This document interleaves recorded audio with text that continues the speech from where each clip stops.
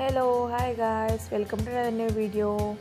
చూడండి, ఈరోజు అయితే దోశలో కానీ చపాతీలో కానీ మీరు ఒక్కసారి చేసుకున్నారంటే సూపర్గా ఉంటుంది. Taste perfect combination. ఏమన్నా కర్రీ ఏం చేయాలనుకున్నప్పుడు ఇది ఒక్కసారి ట్రై చేసి చూడండి, సూపర్ ఉంటుంది.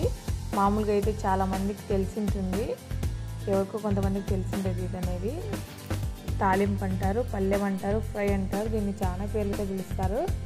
ఇదైతే ఇదైతే ఒక ప్రాసెస్ నేను చూపిస్తున్నాను, ఇంకో ప్రాసెస్ అయితే ఇంకో వీడియోలో చూపిస్తాను. ఇప్పుడు వచ్చేసి ఆలు అయితే నేను తీసుకున్నాను, ఉల్లగడ్డలు అవన్నీ చిన్న చిన్న పీసులుగా కట్ చేసుకొని ఒక కుక్కర్లోకి అయితే వేసుకున్నాను.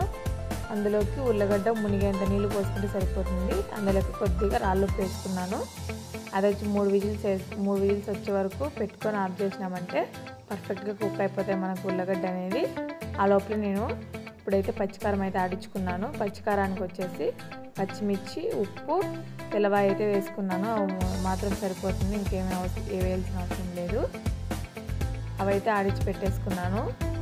అవి ఉల్లగడ్డ అయితే ఉడికిపోయినాయి కాబట్టి మనకు పక్కనైతే పొట్టు తీసి పెట్టుకున్నాను ముందుగానే చల్లారడానికి. ఇప్పుడైతే ప్యాన్ పెట్టుకొని నేనైతే దోశలు వేసేసుకుంటున్నాను.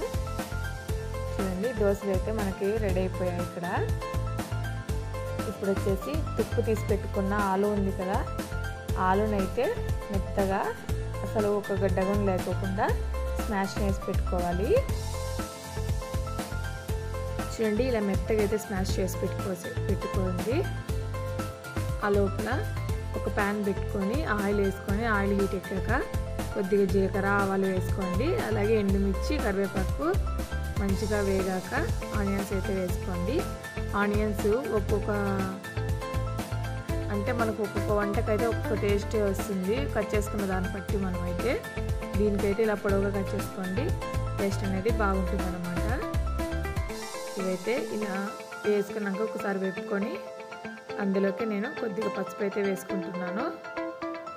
పసుపు వేసుకున్న తర్వాత ఒకసారి మంచిగా కలిపేసుకోండి.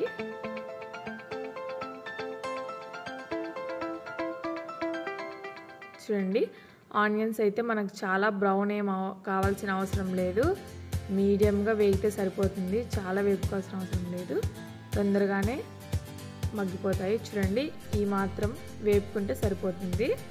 అందులోకి ఫస్ట్ ఆడిచి పెట్టుకున్నాం కదా పచ్చికారము, అదైతే వేసుకుంటున్నాను. పచ్చిమిర్చి వేపాల్సిన అవసరం లేదు, అలాగే పచ్చివే వేసుకుంటే సరిపోతుంది, తొందరగా మగ్గిపోతుంది. టైం కూడా పట్టదు, పచ్చివాసన వెళ్ళే వరకు వేపుకోండి, సరిపోతుంది.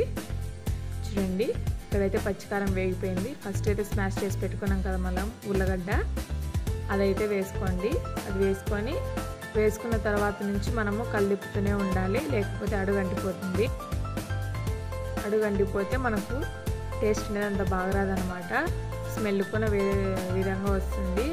అందుకని మనం అలాగే కదేసుకుంటూనే ఉండాలి, అడుగంటదు. అప్పుడే మనకు మంచి టేస్ట్ అండ్ అరోమా అనేది వస్తుందన్నమాట. చూడండి, ఇక్కడైతే ఇది రెడీ అయిపోయింది ఆల్మోస్ట్. చూడండి, ఇప్పుడైతే రెడీ అయిపోయింది.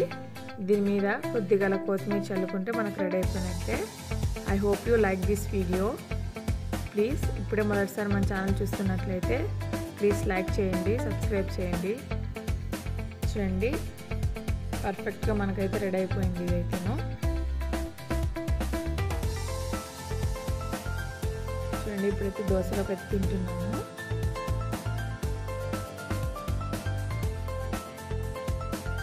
చూసారు కదా ఎంత పర్ఫెక్ట్గా వచ్చిందో, టేస్ట్ కూడా సూపర్గా ఉంది.